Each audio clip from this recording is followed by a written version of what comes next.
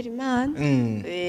nta sinavuga ngo ni kubera ngo ubuhinga ubu cyangwa ubundi kuko je sindi na wa muntu akunda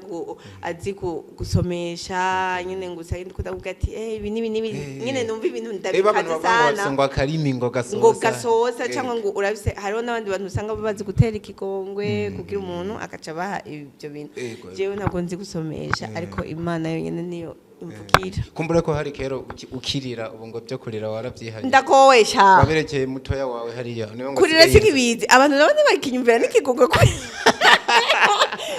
ndavyiga urumva sinkirira mana yanje rero ubuzima kubera ko wabandanije kuba umusirikare ugira umutima nk'uw'intare ariko ivyo kubigira ku ruhande rw'ibikorwa nibaza ntaco biba bitwaye oya ndiko ndakora dufate nko muri filme ndarira n'ivyo ako mu buzima bisanzwe ubu byaranjabutse ibintu vyo kurira imana ishimwe imana ishimwe kuko byanaheza kubera ko hari igihe n'abashaka nko kuvuga nk'ibintu kandi byo fasha abantu kandi nanjye numva nifuza kuvuga ariko amusiza akaca ntanga akaca byanga cyane no gushingana ntaye no muri eglise nkaje imbere y'abantu gusa nkaca ndira urumva hari igihe byanderanje ariko ubu imana ishimwe byagenze gute ningingo wafashe canke wahuye n'ubigukuramwo jewe novuga nagiye ndahura n'ibintu binkomeza kandi n'ikindi kintu hari n'abandi bantu babona umuntu arize bakumva ngo ngo rigirisha ngo ashaka ngo kugira ikingwa mu musozi ngo yingona ngo ikindi tujambo nk'utwo byarafashe ku buryo nguma mvuga Imana nkumite ndagusaba Imana mfasha amusozi yanje ntazisubiye kubonwa n'umuntu atagakuriye kubona mu musozi yanje yego so nuko ndavuga kwa bino bintu abantu bagushikiye ni benshi kabisa wewe ubwawe ntihagera igihe ukitangarira wewe kwako umuntu yicamwe babiri ukiraba nko mu kiro ukaraba fanira binuri ukumva nawe ubwawe uritangarira nditangarira cyane kubera ko ni ibintu tutaye tumenyereye cyane abantu nivyo barankunda bakanshikikira bagatanga uburyo bwabo bakagura amamega bakaraba ibikorwa byanje ariko nubwo ko ari nk'imbonera karimwe aho amakampuni agera kuri angahe yumvira gushigikira anko umuntu akora film twahora tubibona basi no mu baririmbyi bakuze ibitemo nabona amakampani bashikikiye nkavuga ati nibi rero kubona bibaye ku muntu akora filme ni iteka cyane nivyo gushima Imana kabisa nanje ndabitangarira sinovuga haro kandi ikindi kintu gitangaje uzi yuko umuntu wa mbere yatanze sponsor niwe yadutelefone ambaza ngo twabonye ko mugomba mugire ngo evenement ya filme ngo none ngo mwategekanije gute ngo bifuza ngo kuba sponsor ngo twogira gute ngo duhera ku mafaranga ngahe niwe yatanze niwe telefone cyandabwa nti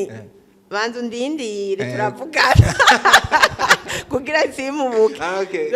no bavuza bijana ashaka gutanga miliyoni 10 turabanza ico kintu turaciga kuko ntacyo twari twiyumviriye cyane twari twiyumviriye eko tuzogenda dusabe sponsor mugabo nta bintu tuzokwexija ibi nibi cyangwa ni kuva ku mafaranga aya aho tavuga ati umuntu kwere utweretse ikintu rero turabipanga neza turamubarira cavuga ati nta kibazo cyaraduha kandi Imana mumugisha kabisa amaze turaza turarondera n'andi makampuni n'andi nyene yaturondeye ariko n'yaturondeye niyo menshi gusumba abo twarondeye turabishima Imana canke hari ukundi kuntu babona hari ahantu bo baza kungukira nabo tukava tugomba twibaza ngo no rukundo kandi bagomba bagukoremwa akazi mega haro n'umuntu ashobora kugukunda mugana ntagukoremwa akazi kandi abona ubishoboye cyaki ndabandi bavuga ngo ikibano kirakengereza je nkabandi nka doctor yewe wanyu mugata ashobora kuza kumbwira ingwara urwaye rero urinze unizegwa n'uwo muntu akavuga ati reka ndamukoremwa akazi nuko n'urukundo kuko we need money kabisa rero abo onyi ndabashimira kubona baravuze ati reka tugukoremwa akazi kuko ico tukene ico twaririra nico n'ubukaye turacakiririra aba inyamitahe abantu bafite amakampani nukuri ubunyi ega imitahe murayifise ariko hari ahantu ivyashara byanyu bidashobora kurengana mu gihe mutariko murakorana n'aba bantu mwita ko bakora utugenegene kuko amaju yacu agera kure cyane kabisa byumvikana vile yagumye ku ma headlines wabandanije uvuga imbuga ari za zindi kugeza n'igihe uba no mu best influencer novuga ngo usa n'uwanabisiguye ati ibihe byashitse film ikasa nihagaze gato nibihe by'urugo byahabaye kubyara abavyeyi barabizi umuntu abateza kugira akantu gasa n'akaruhuko ariko mu byo buri professional nico mwasiguriye n'abandi yuko umuntu yategeza kubanza guhagarika gato akitazura backup buri gihe comeback yama igoye ariko nibaza ko wewe ikibuga umaze kukimetiriza urakizi cyane ariko burya ngo kirazira kubyina urugamba utaratsinda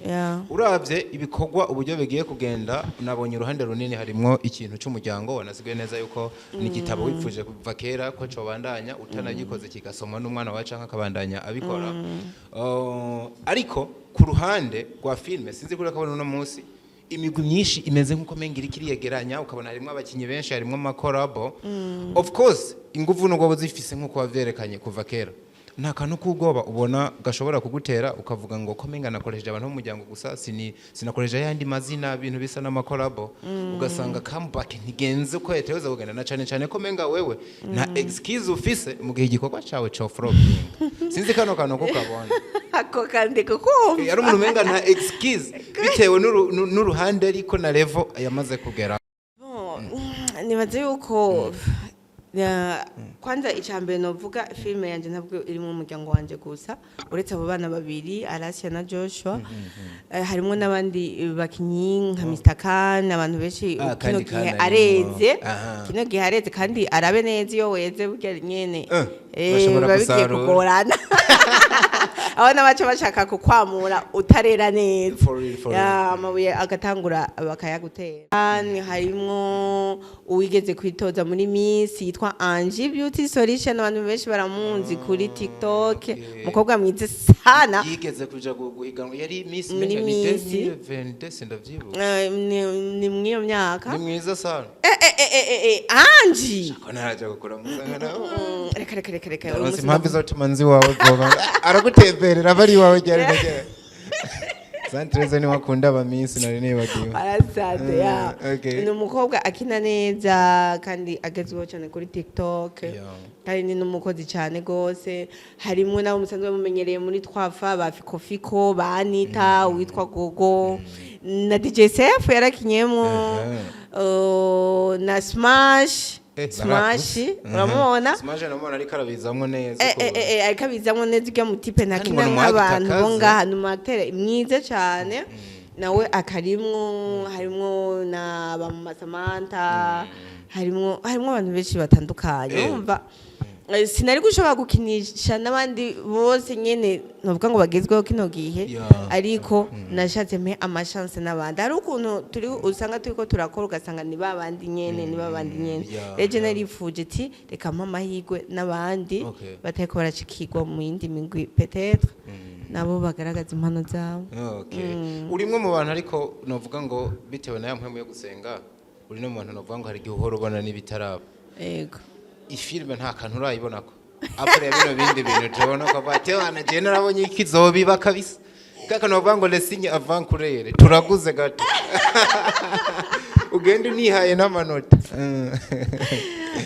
Diko waze neza kabisa filme iragoshe ifilme yatanguye kuntangaza kuva nkino mu nyandiko nkiko ndayandika ndayitegura evenema ibintu byose bikenda bintangaza rero no kuvuga ko